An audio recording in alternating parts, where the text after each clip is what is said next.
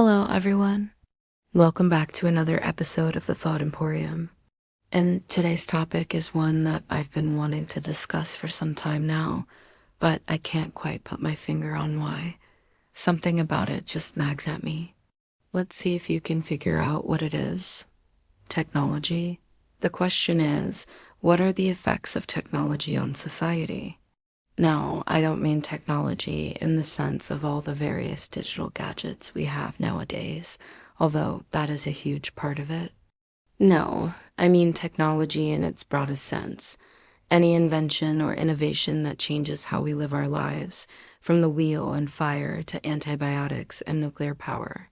Technology has long been considered a driving force of evolution. As a species, we tend to advance in tandem with our tools. This makes sense. After all, technology is a reflection of ourselves, our curiosity, our ingenuity, our desires and fears. It is no wonder then that so much of our progress as a species has been driven by technology. But what are the downsides? What are the effects of technology on society? This is where things get interesting because while technology has brought about many positive changes in our lives, there's also a darker side to it, a lot darker. I grew up in a time when the internet was just starting to become mainstream. And I remember those days well, the dial-up, the clunky websites, the chat rooms. The internet was a novel experience back then, something exciting and full of potential. But I think none of us truly understood the kind of impact it would have on society. We're still not sure exactly how much of an impact it has had. The internet has changed the way we communicate, the way we do business, the way we learn. It's connected people like never before. But it's also created a generation of narcissists, isolated people who communicate constantly but never really connect with anyone on a deep level, lost in a world of their own, making living vicariously through social media, chasing likes and validation from people they don't even know. And it's not just social media. The internet has made it easier than ever to consume pornography to the point where it's practically normalized. This has led to a decrease in mental health around the world, especially among young men. Then there's artificial intelligence. IA is one of the most exciting developments in recent years, but it's also one of the most controversial. Many experts believe that it will eventually replace humans altogether, and that's scary. There's already plenty of evidence that some tasks that once required human intelligence, such as playing chess or diagnosing diseases. It's only a matter of time before AI takes over jobs that require more creativity and intuition. This could lead to mass unemployment and social unrest. And what about genetic engineering?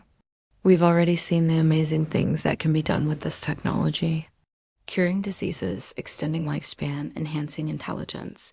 The possibilities are really endless. But there are also risks involved.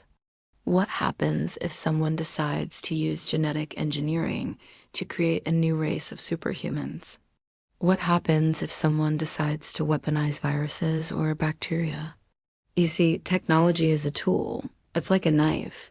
It can be used for good or evil. That's why it is so important that we understand the potential consequences of new technologies before we release them into the world. Unfortunately, this is not always easy. Sometimes the risks are obvious, like with nuclear weapons, but other times the risks are less clear. Take vaccines, for example. Vaccines have saved countless lives and eradicated deadly diseases, but they've also been linked to a number of adverse effects. Then there's fossil fuels. Fossil fuels have powered the Industrial Revolution and allowed us to build the modern world, but they've also caused climate change. So what's the answer here?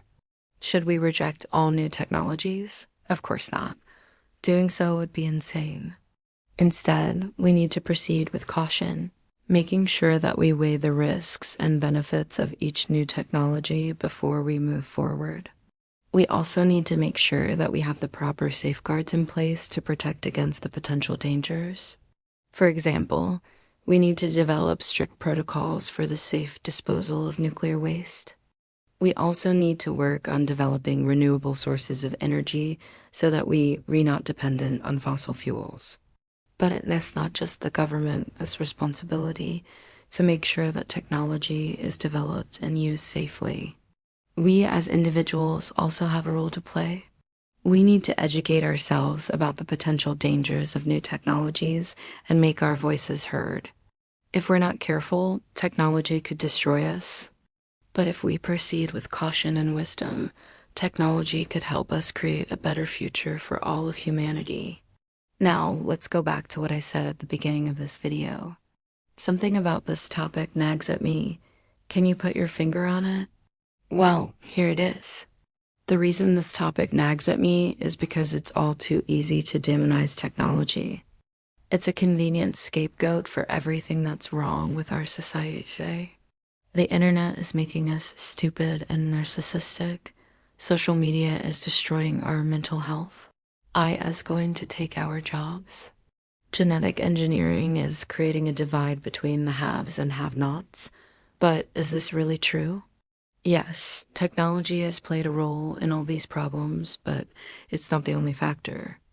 We as humans also bear some responsibility. For example, the reason the internet is full of fake news and echo chambers is not because of the internet itself, but because of the people who designed it that way. Social media is not inherently bad. It's how we use it that's causing the problems.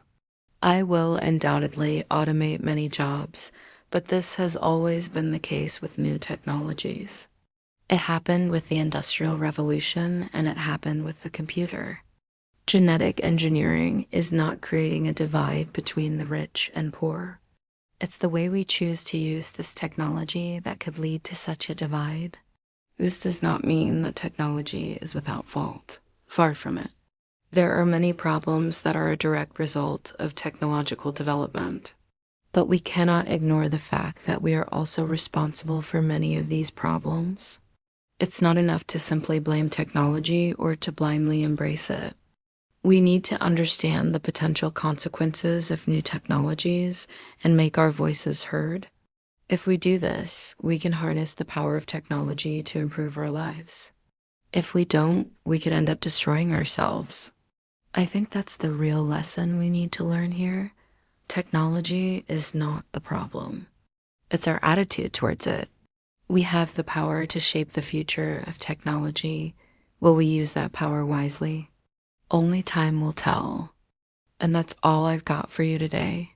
So what are your thoughts? What are the effects of technology on society? Do you think technology is ultimately good or bad? Or maybe you think it's neither. Maybe you think it's just a tool. Let me know your thoughts in the comments below. And if you enjoyed this video, please leave a like. If you want to see more videos like this, you can check out my channel here. Thanks again for watching, and I'll see you next time.